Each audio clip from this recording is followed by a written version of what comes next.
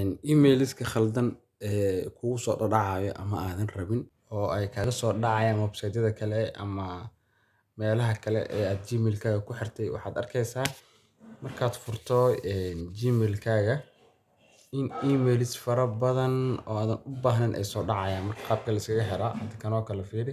Hadda midkaan aan galo, kan noo iga dheh kan.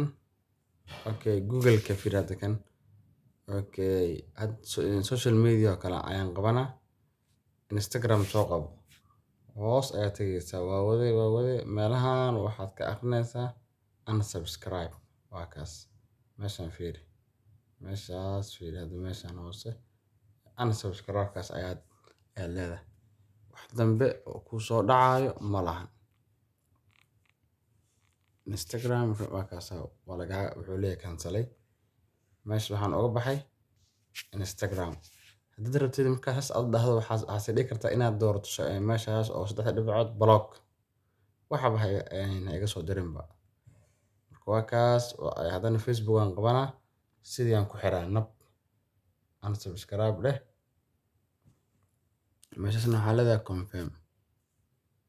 Waa kaas waa xiraa isagana. Okay.